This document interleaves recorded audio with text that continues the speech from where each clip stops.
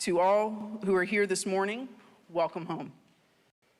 And on behalf of the congregations, I am so incredibly happy to welcome back home our beloved settled minister, Reverend Julie Conradi.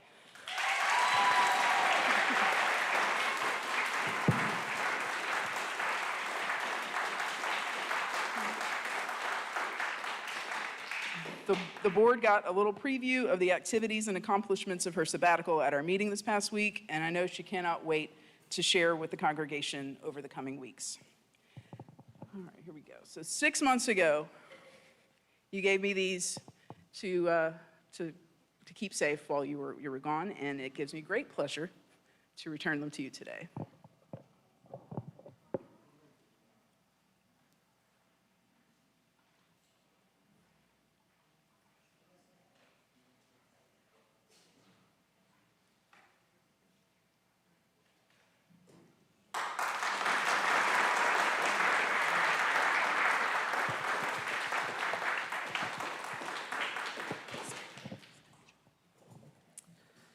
The prelude prepares us for worship.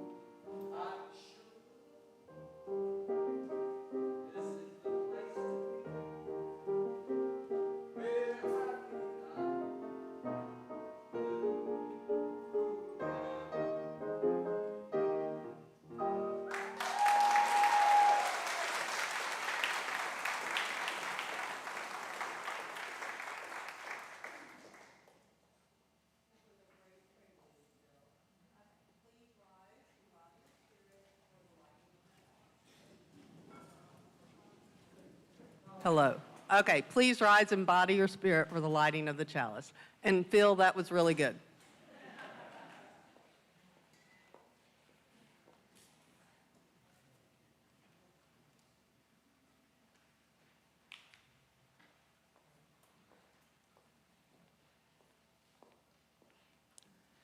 We gather together this morning tenderly, like drops of dew on a leaf of grass, hopefully, like gathered raindrops in a cloud, gleefully, like water rushing in a stream to the sea, deeply, like groundwater pulled up from a well. We gather from every direction for another year of growth and depth, another year of companionship and hope, another year of learning to love this world. We gather like the water that joins us across all of creation, the water that connects us within and without, merging and flowing across the entire world.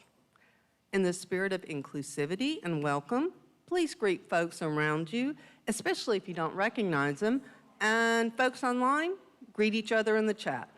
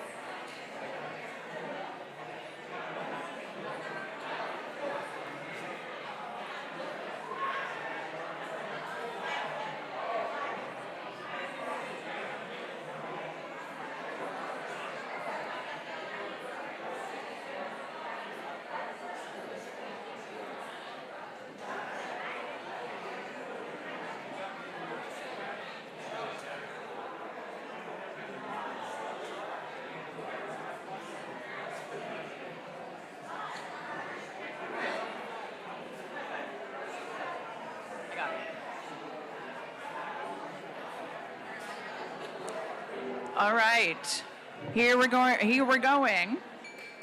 Yes, thank you. Thank you, Patty. So please rise and body and/or spirit for number 100. You have an insert in your handout today. Number 100, Peace Like a River. We're using the words here. If you do not have a sheet, it is also in the hardback book. It's just the words are different. So try to use a sheet. And please rise.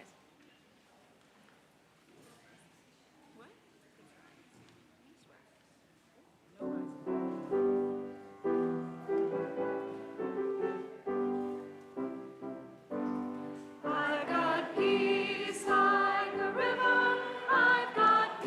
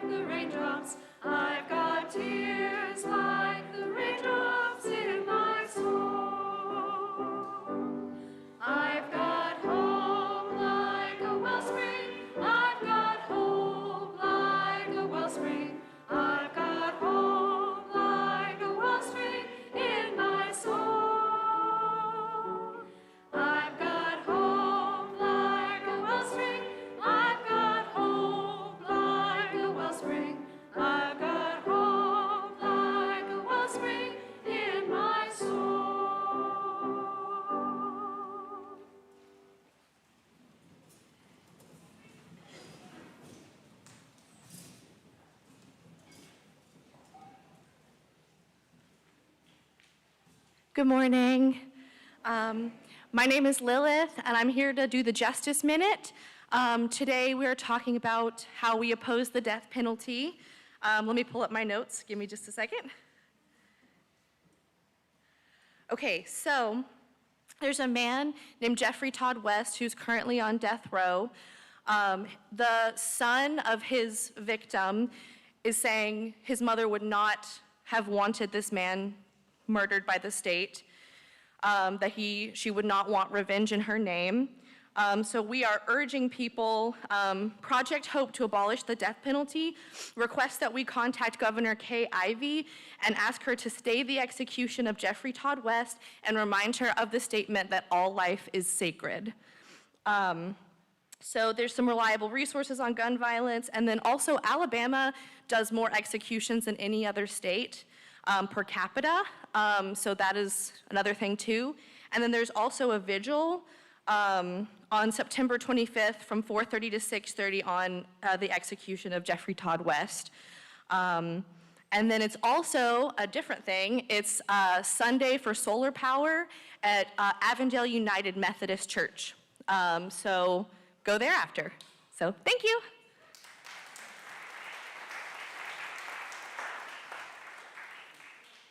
Good morning again.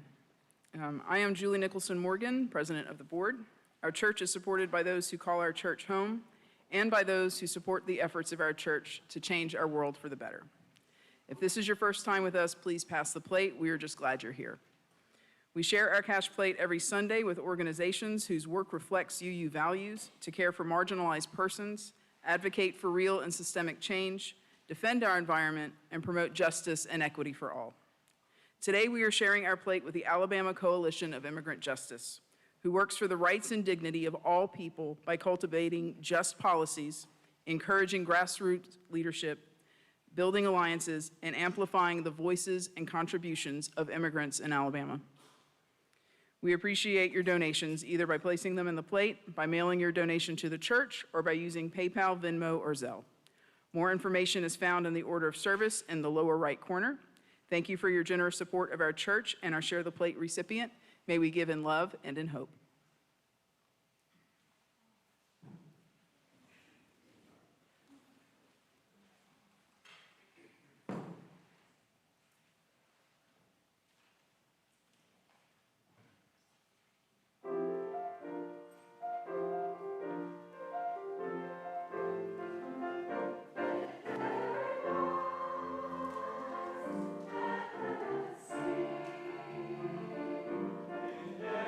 Song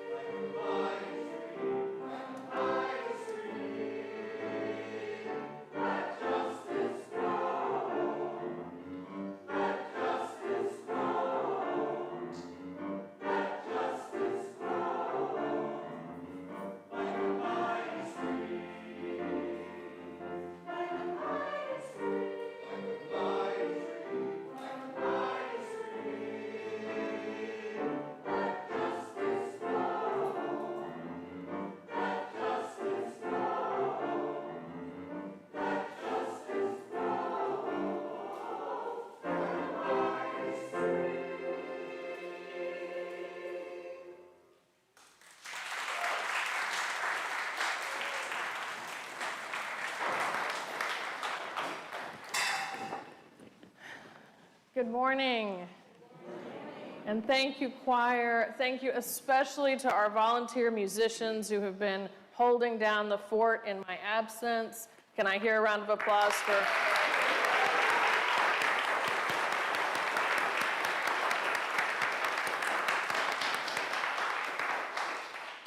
I also want to acknowledge that it's not just me back. You all might be more excited that my family is back.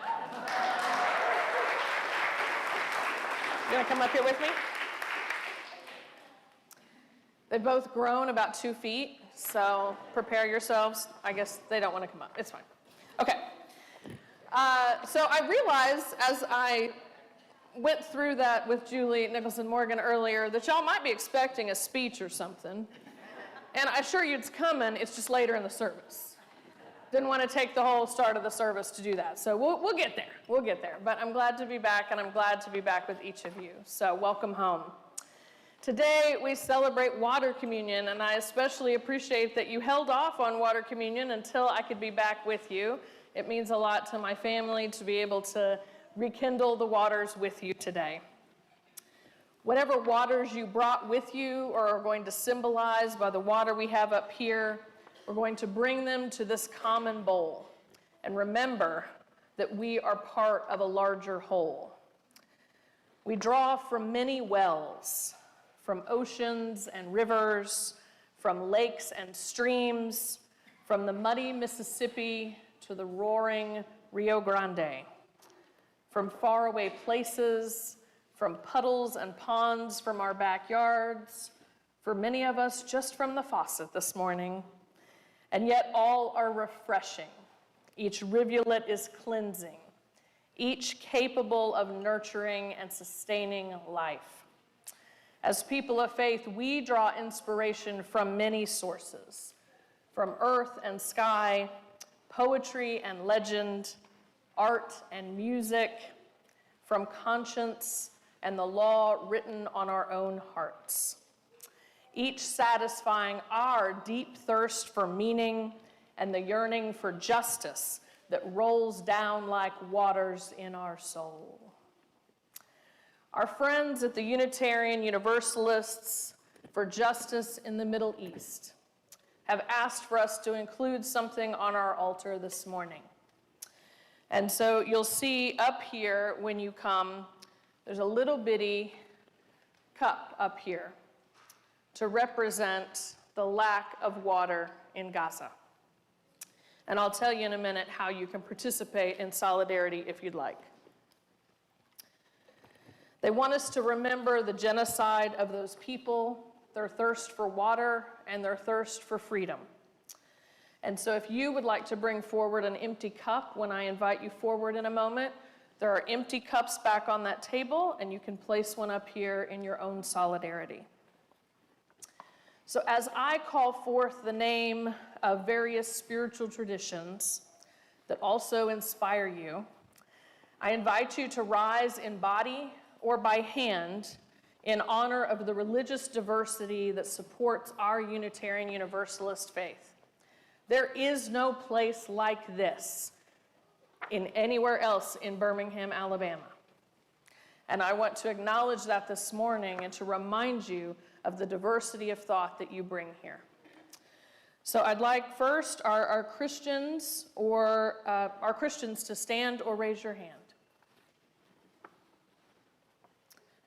Our Jewish folks, our Muslim folks, our Buddhist folks, our humanist folks,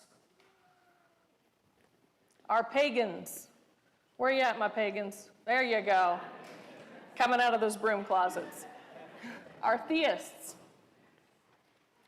All right. Our indigenous folks who practice indigenous religions wherever they may be from. Our Hindus.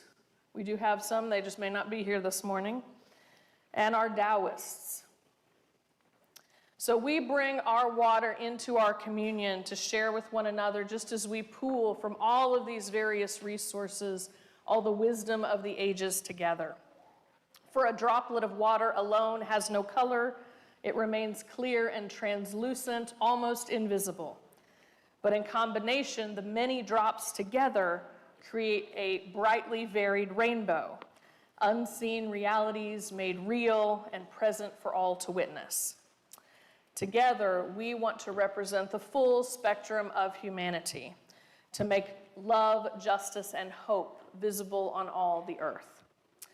As you pour your water today, I invite you to add it to the bowl, and this morning I'm going to ask you to be very intentional about putting your worries into that water. I need you to do that for our children's moment in a minute, so make sure you put some worries in there, okay? And if you also want to drop a stone, it's up here and available if there's something else that you want to add to that as well. You have special contributions to this life. You are a part of this greater whole. As we line up to come forward, we're going to sing together. There's a river flowing in my soul with new words in the insert. And so if you do not wish to sing, I invite you to remain silent, as this is our ritual and this is a sacred place. The table is set. Come, come, whoever you are.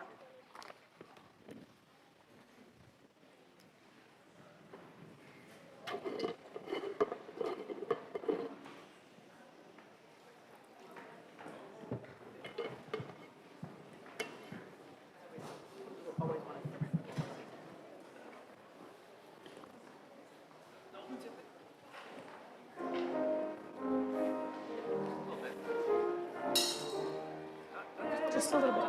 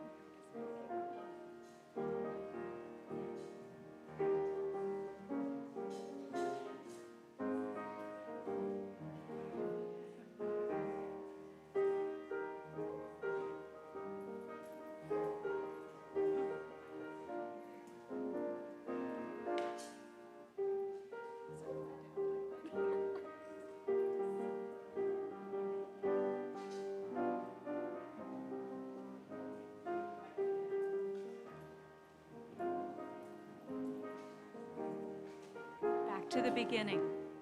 There's a river flowing in my soul.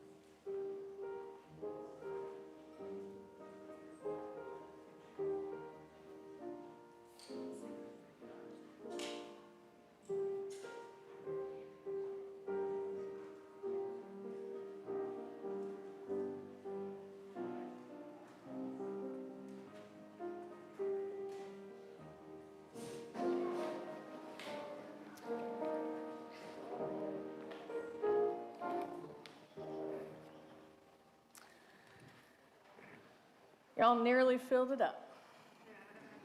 Not surprised with all the worries that we carry with us every day. We got plenty, yes. We would probably, I'm surprised we didn't overflow the whole place. So thanks for not flooding the church. It is just a container for our feelings, right? And with all of our worries and fears and anxieties gathered here, this is the hard part. I challenge you to leave them here. I challenge you to acknowledge that whatever you're going through is held by the strength of this community together. We can't do this alone. And with that said, our water communion is complete, and I invite my special guest, Amethyst, wherever she is, and all of our children to come forward.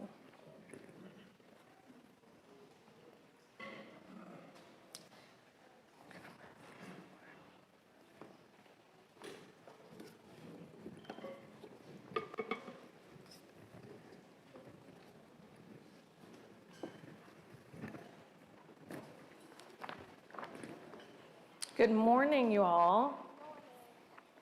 Does anyone remember who I am, or have you forgotten?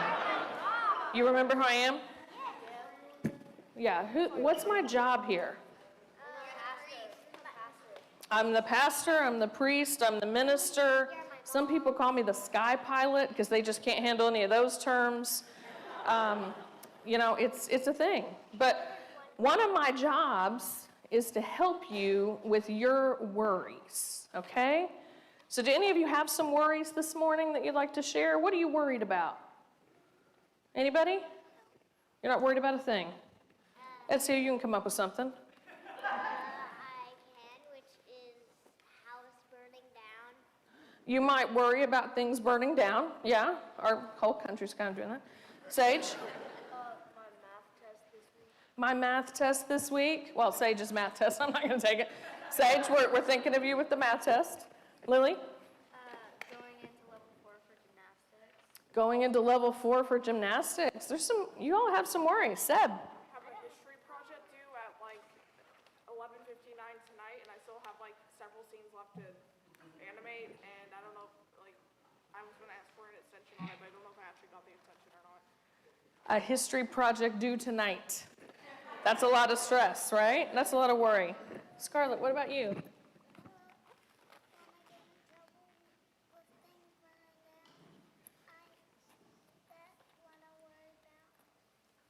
Yeah, you worry about things when you're worried about getting in trouble sometimes?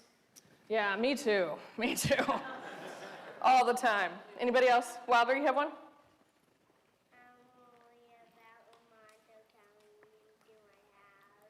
You worry about what? Monsters in the house. Anybody else worry about monsters? Yeah, all the time. All the time. All right, so we made our water communion today about worry, right? We put it all in this glass. Can you go ahead and start putting the water in? The water first, not the dye, yeah. All right, so now I have not even asked the adults about their worries yet. Do you think our adults are worried about some things? Yes. Okay, Yes. let's have some real talk. What are the adults in your house worried about? Cleaning up the house. Cleaning up the house? Taxes. Taxes. Yes? Your kid getting hurt? We worry about that every single moment. Yes? School shootings. School shootings. From the mouths of babes. Car notes, absolutely. Her boss's boss talking down to her. Bosses talking down to our parents, right? Worry about getting a fire. Worry about fires, yeah. Ezio? I don't know that I want you to share, actually. But go ahead, I already called on you. Basically, like getting into like a war. Like if the ghost of George W. Bush comes out and he tells us all to get into war again. If the ghost of George Bush comes out and tells us to go back to war. I told you I shouldn't have him share. Scarlett, you're the last one. What's up? What are the adults in your house worried about?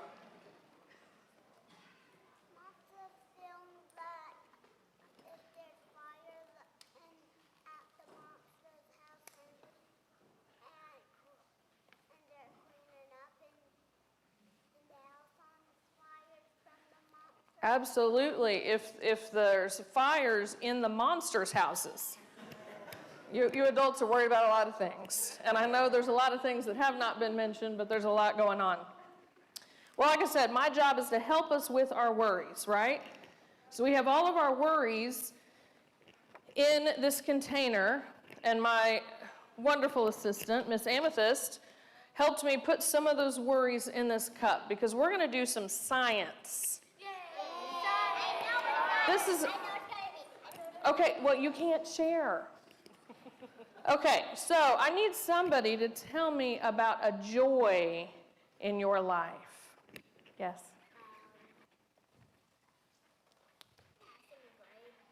A passing grade. Grades are a really important joy in our lives, right?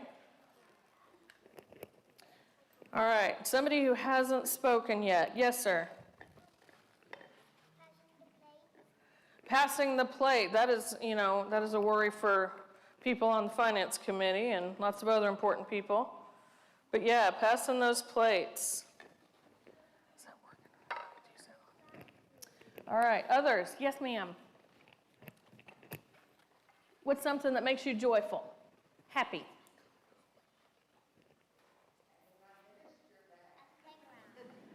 Having our minister back. A playground. Playgrounds make us really happy, right? I love that. All right, so we're adding just some happy vibes into our cups here. Give me a couple more. Yes? My cats. Cats, absolutely. Absolutely. Yeah. Cats are big happinesses. One more. Yes? Dogs, okay. Got the dog people represented too. All right.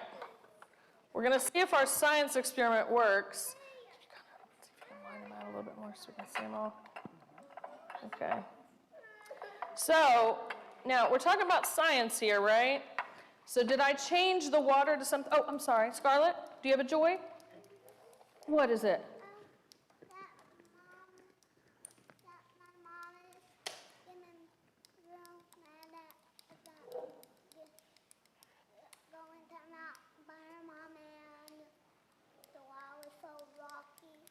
Absolutely, absolutely. Okay, so did I change the water up here? Yes. Well, I mean, did I make it a different liquid? No. No, it's still the worry, right? But what did we do with it? We added some joy, right? And what we're going to see, and you're probably going to have to come back after church because my science experiment is taking its time. But what you're going to see is that our joy is going to make all of these cups a pretty color. And it's not that our worries go away, but we have to be intentional about adding joy to our life, especially right now. And you're going to have to help your adults too, because they're sometimes going to forget about joy. And one thing I know about all of you is you know how to play, right? Have y'all forgotten how to play? Okay, just checking. So you are going to have to help your adults and remind them to bring joy into their lives to help with the situation we're in today, okay? All right, let me make sure I got everything. I think I did. All right, let's go make the world more colorful together, all right? Let's sing our song and head downstairs. Thank you, Miss Amethyst. One each purpose. Depending on you too.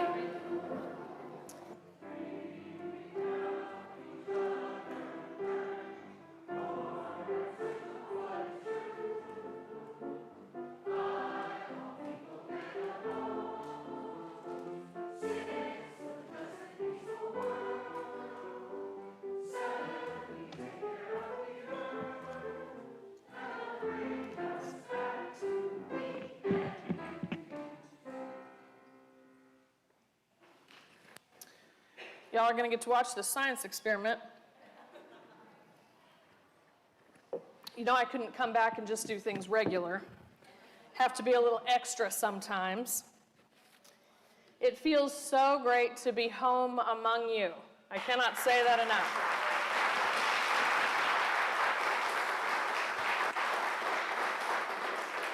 And to join online with our folks from Tuscaloosa. Hey, Tuscaloosa, I can't wait to join you next week for Pride. So thank you for a successful sabbatical. Especially grateful to our board here and in Tuscaloosa, our sabbatical team, our beacons, our care and share folks, our staff, and especially to Reverend Ruth. Can I get an applause for all those people?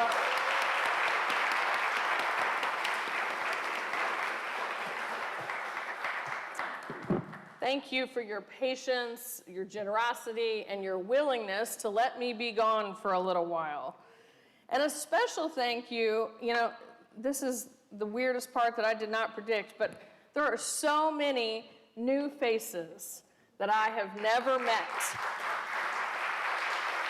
And I'm so delighted that y'all have jumped in and just made yourselves at home. As I tell our congregation all the time, it is not about me. It is about you, and you have proven that while I was gone. And I'm certainly still catching up. I'm delighted to see all the small groups that have formed in our community. I'm glad to see the choir and hear the choir again, and to witness the ways that you have taken care of our congregations in my absence. I also recognize that I have missed a lot, and in your own lives and in the lives of our congregation.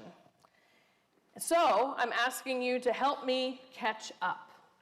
So in your order of service, on your connection card, I'm asking you 3 questions. And for Tuscaloosa folks and those online, feel free to send me an email, fill out the online connection card, share with one another.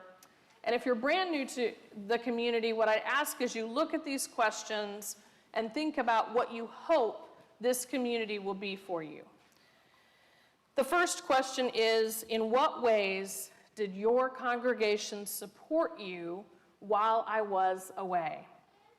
Your answer could be as simple as, it existed, all the way to, it changed my life. How did you feel supported? The second is, in what ways did you support the congregation? Maybe you served on a committee, kept your pledge, attended service, volunteered to teach. Brag on yourself. I want to hear, what did you do while I was gone? And third, are there any life updates you'd like to share with me? I've seen babies in this room I have not yet met. Wherever Daddy went, want to meet that baby. I want to hear about what has happened in your life that you would like to share. Life certainly goes on, and I want to hear what is different. And for those of you in person, I'd invite you to drop those off before you leave today so that I can catch up on your lives. Now, I know y'all have a lot of questions for me. The biggest being, what all did you do on sabbatical? And that is given to me with a range of emotions, I have to say. So let me briefly say this for those who are curious. As you might hope, I learned too much over 6 months to give it all to you in a sermon today. That is a good thing. And so it would also bore most of you, my play-by-play. So I'm going to be sharing my learnings for quite some time over the course of things sprinkled here and there.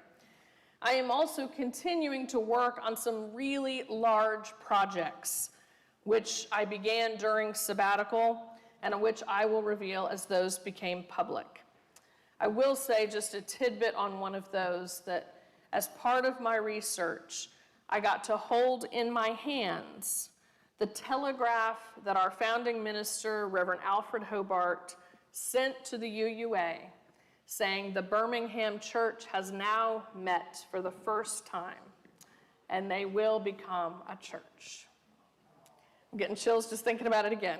It was epic. I'll tell you why later. And the rest, literally, the sleep, the video games, the reading, the whatever, was revolutionary. To experience the day's news as you all were, and to not have the pressure to write and preach and ritualize, and gave me time to reflect about how to make our ministry together more sustainable and more accessible. My time away was spent in deep reflection about who I am as your minister and my role within this community, about what is my work and what is the work of the congregations. And as desperate as I was for a vacuum to ask those questions, I could not divorce my musings from the terror being unleashed on our world and turn to my comfort, the sacred texts of the world. My constant thought was how to return better for you.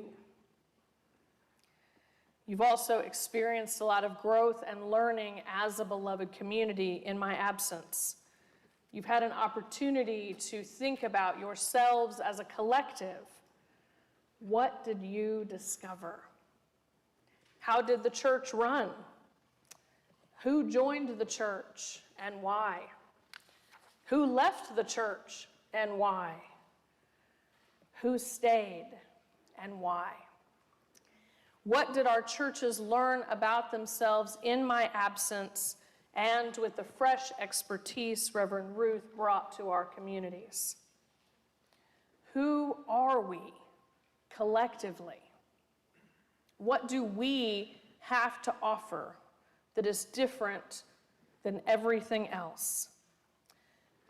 As our spiritual ancestor Henry David Thoreau said, many go fishing all their lives without knowing it is not fish they are after.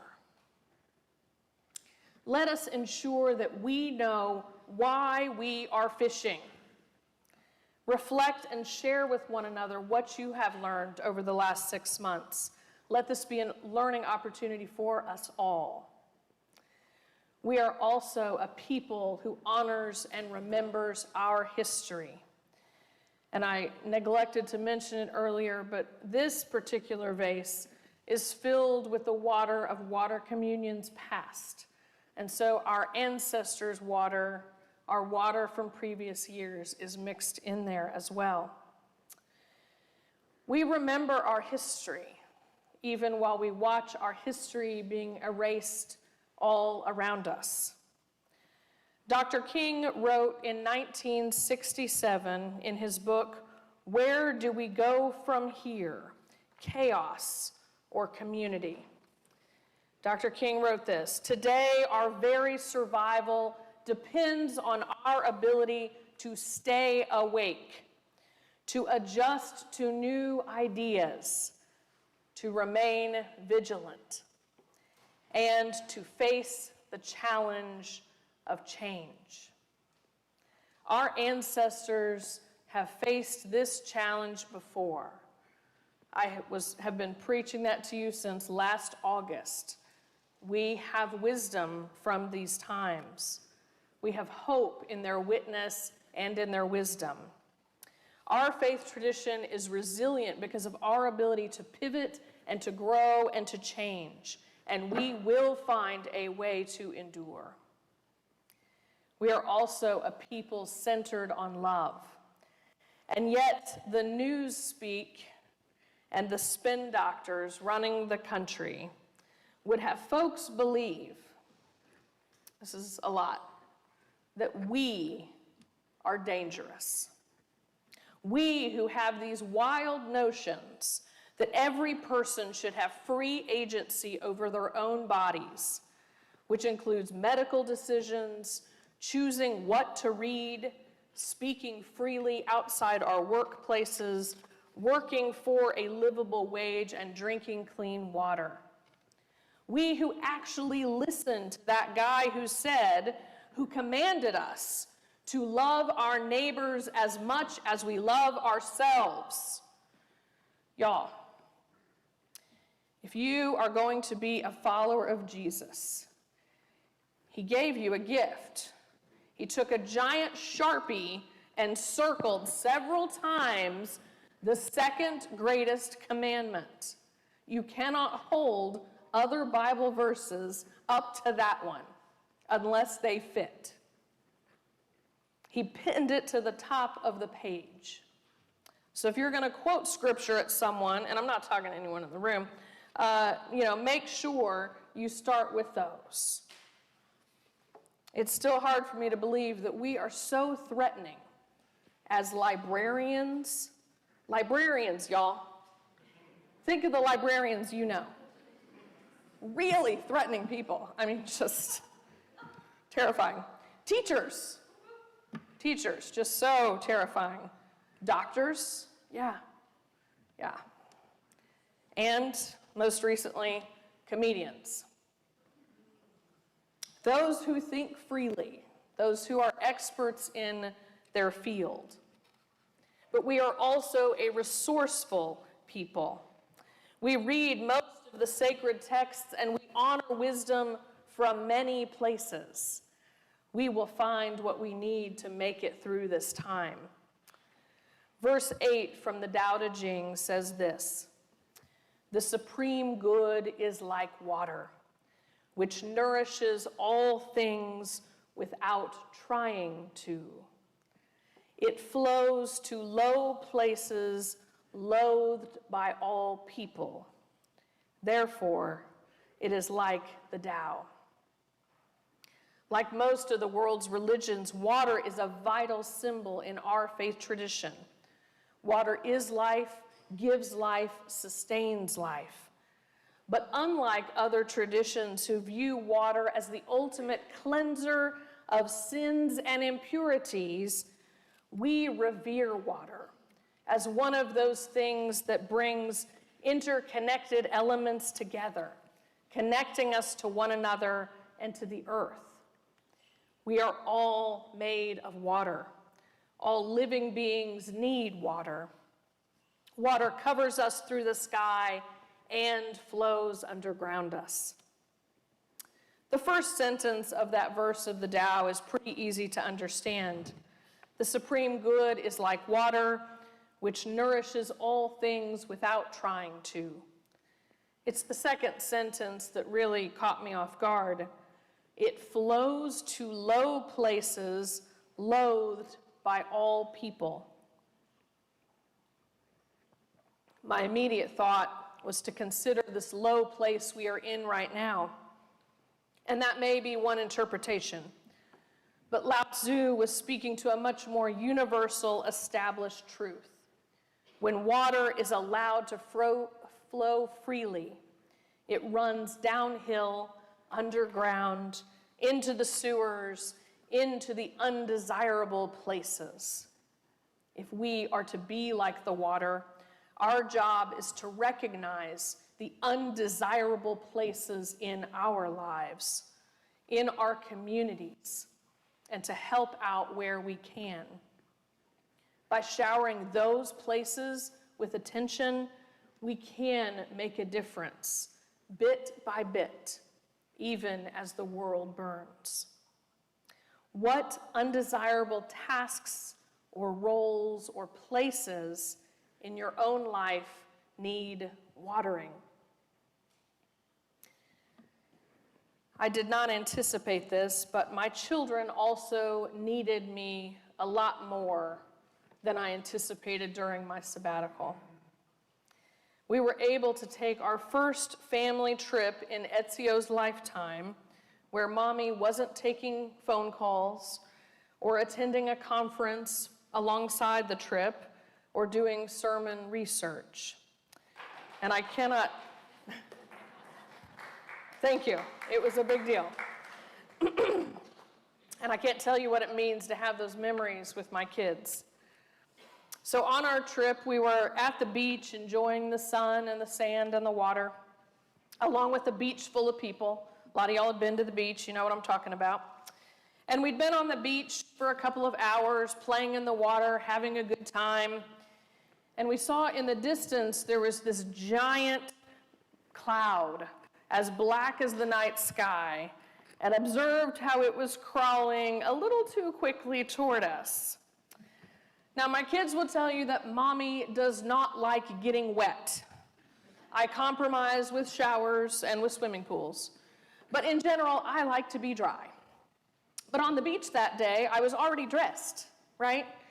There was no need to worry. And the clouds soon unleashed their flurry on the beach. And to my surprise, everyone picked up their toys and went home.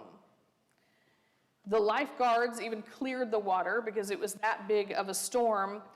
And my family decided we weren't really ready to give up. And so we found a little beach shop that we had shelter in. And I'll tell you, in that little shack, made with a metal roof, the whole time we were in there, I was thinking, was this the right decision? Maybe we should have just gone home. But after about 20 minutes or so of, life-threatening rain, the clouds moved on, and we ventured out from the place where we had been sheltering. The sun came out, the lifeguards reopened the beach, and we discovered that the beach was completely deserted, except for one other family.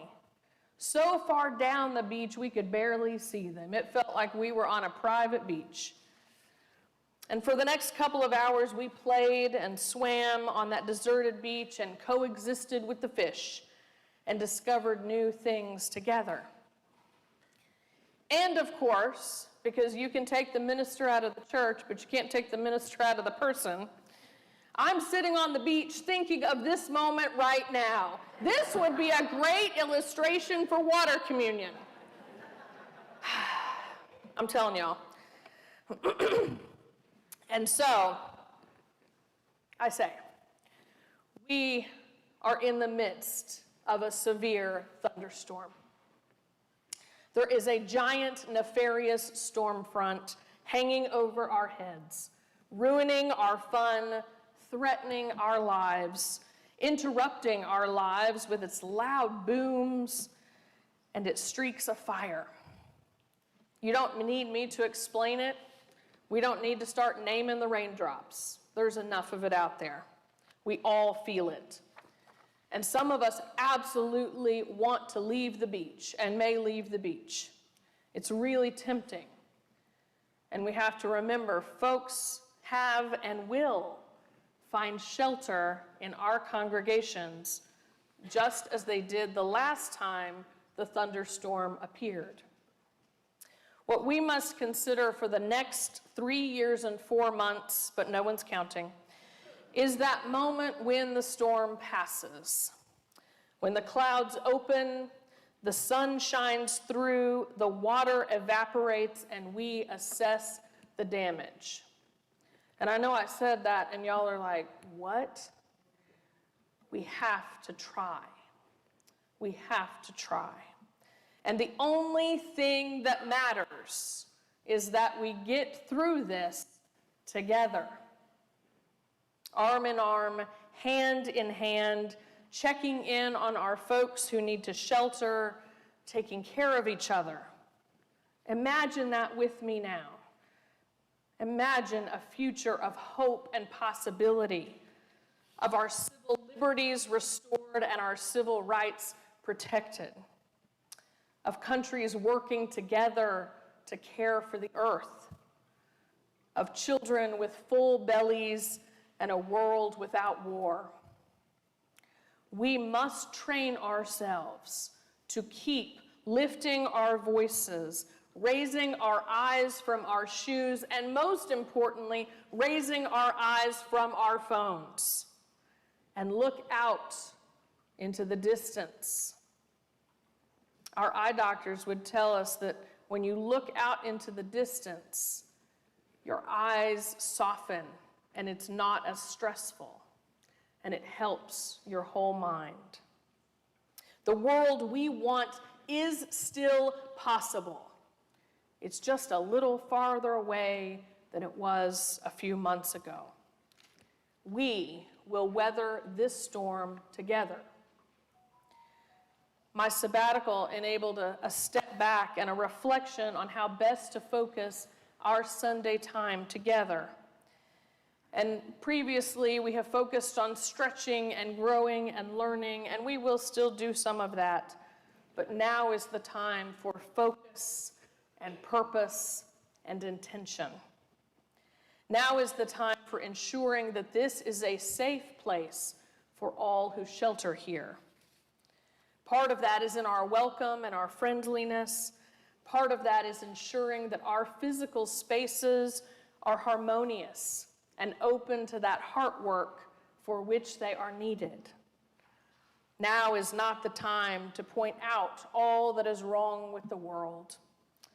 Now is the time to cultivate goodness, celebrate joy, seek out beauty, and inspire and act toward change where it will actually make a difference. Like voting in your local election runoffs starting this Tuesday. For some, others of you are next week. Local elections can be decided by only a few votes, and they affect our lives just as much as the chaos in the Capitol. And while, dear leader, has given me permission to tell you who to vote for, because he has, you all aware of that? I'm not going to. Unless you ask me, and then I'll give you my opinion. But whatever you do, please just go vote. Please remember those local elections. Those runoffs are nasty. Oh. With so much in flux, we must take time in these liminal moments to revisit the mission and vision of our churches. We need to define our purpose and focus our resources so we don't feel as reactive and scattered and lacking. With this grounding, with our resources of time and money and effort and group organizing, we will find the clarity we need while existing outside of these walls in that miasma of hate. We will weather this storm together. And however we decide to focus, we must do it together. Are you hearing me? That we have to do this together? Okay. Just making sure. I don't want anyone thinking I'm alone as you leave this space today. As my friend, Reverend Paul Rauschenbusch, said recently, autocracy thrives on isolation and division. We need to lean even more into our communities and to remember that none of us is ever alone. Building bridges, having conversations, making that jump from strangers to acquaintances to friends, these actions are our greatest defense. We will weather this storm together. And to weather this storm, perhaps it's so extreme that we must become like the fish.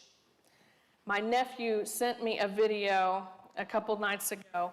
He just rehomed a fish called a jawfish. Some of you may know what this is. It has a very peculiar habit. So apparently the jawfish feels safest when it has a hole to burrow in. But it's a fish, right? So it doesn't have opposable thumbs or even hands. And so the only way that it can move rocks around and to dig that burrow is by putting rocks in its mouth, moving around, and spitting the rocks out. It's fascinating to watch. Rock by rock, it puts the rocks in its mouth, repositions, and spits it out.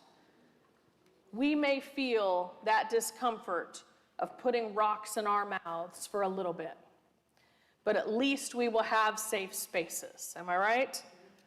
bit by bit, hour by hour, day by day, we will weather this storm together. Now, Bishop Ambrose, preaching in the 3rd century, encouraged his followers to imitate the fish as well. Imitate the fish, he says, though this creature does not appear high on the pecking order, food chain, or hierarchy of creation, it should appear to you a miracle. The fish is in the sea, and the fish is on the waves. The fish is in the sea and swims with the swell of the water. On the sea, the storm rages. The winds scream out, but the fish swims on. He is not swallowed up because he is used to swimming. To you, this world is the sea. Its currents uncertain, its waves deep, its storms fierce. And you must be this fish, that the waves of the world do not swallow you. Beloveds, we are the fish. And I will add to the wise bishop's word that we must also imitate the fish by swimming in schools. For a bit, at least. Because in schools, we can protect one another better. We can ensure all are accounted for. In schools, we can better fight off predators and have reproductive success. That was in the notes I was reading, so y'all take that as you will. Swimming in schools, most importantly, helps us to conserve energy. When fish swim together, they don't have to swim as hard. Doesn't that sound nice? Welcome to the school, my friends. We will weather this storm together. Amen.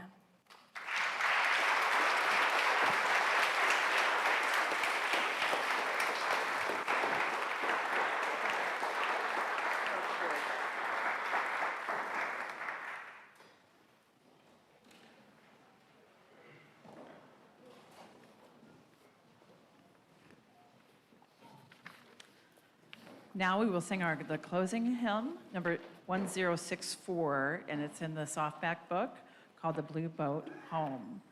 And also, if you have any intent or interest in becoming a member, we have the book over here to my left that you can come sign. And please rise in body and or spirit. Thank you.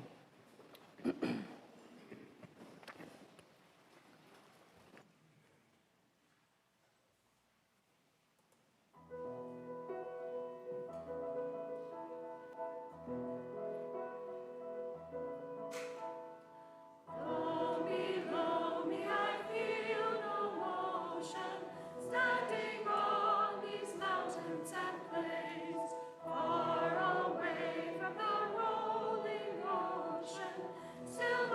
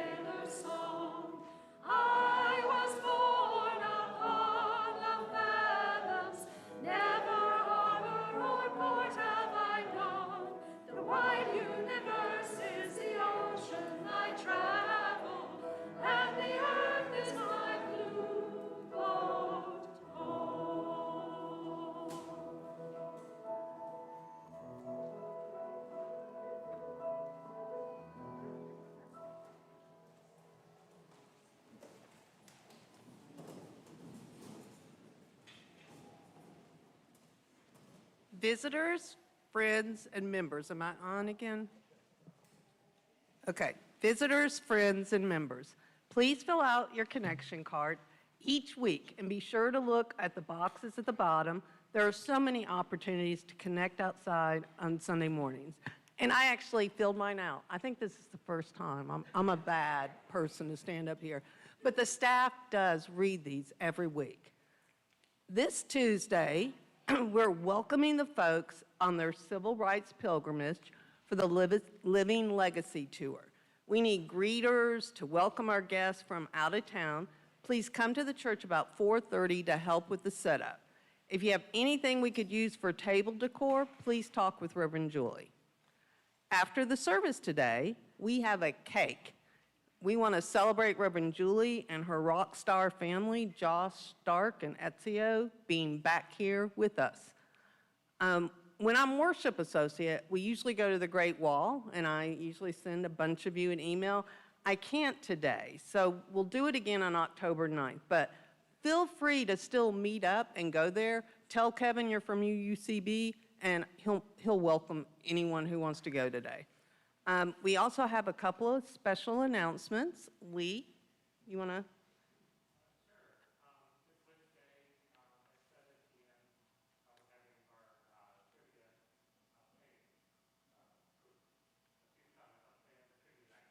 Did everyone hear that? You want me to say this Wednesday? This Wednesday, we're having our trivia. The trivia planning for the trivia, which is going to be when? October 10th is the trivia. But this Wednesday, at what time? 7 p.m., they're planning it. So please be here. Now we have a special announcement from Kylie. Kylie. Patty, it hurts my feelings that you don't fill out the connection card, but the Blue Boat home song makes up for it, so thanks. I have an update on our solar panel project. If you have looked in your order of service today, you had an extra little handout that says solar panel discussions. So we will be having 2 more information sessions to discuss the cost of the project, the actual equipment we will be getting, some updates on things like how our insurance might change, and our commitment to Alabama Power, because they have a very tight grip on us if you have ever looked at our budget. So these will be on September 28th, so next Sunday here during RE hour in the sanctuary. And then for our online folks, or our folks who may not be able to stay after church next week, we will be having a Zoom meeting as well on Tuesday the 30th. So please keep a lookout for that information coming to you in probably a special email and via social media. We will also need to have a congregational meeting, so a special congregational meeting, to determine the actual use of our solar panels and the intention to pay for them. So this will be held on October 5th during RE hour. We know that is soon, but if you can come to an information session or be here, this is really important, as this regards to a congregational commitment we have made to work towards being a green sanctuary by 2030. The board knows this is soon, but we are really hoping to take advantage of those tax breaks, we're hopeful, before the end of the calendar year. I also wanted to provide some additional information about a previous call for potentially accepting private loans from members in regards to this project.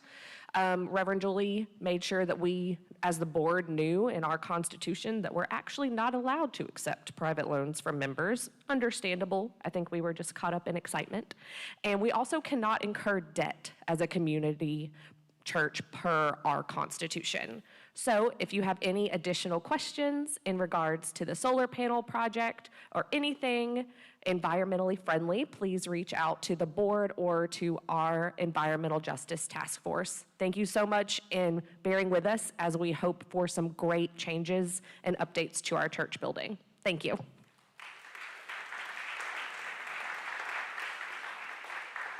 That's exciting. Okay, please rise in body or spirit for the extinguishing of the chalice.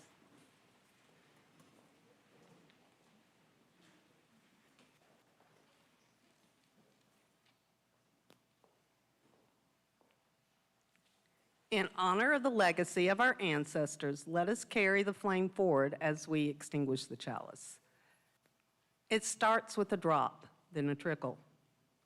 A burble, a rush of water bubbling toward its destination, and finally, the wide, endless sea. All rivers run to the sea. Today you brought water, poured it in a common bowl. Though our experiences have differed, the waters mingle, signifying a common humanity. Today you came and shared in this sacred community. May you depart this sacred space, hearts filled with hope for new beginnings, a fresh start. Go forth, but return to this community where rivers of tears may be shed, where dry souls are watered, where your joy bubbles, where your life cup overflows, where deep in your spirit you have found in this place a home. All rivers run to the sea.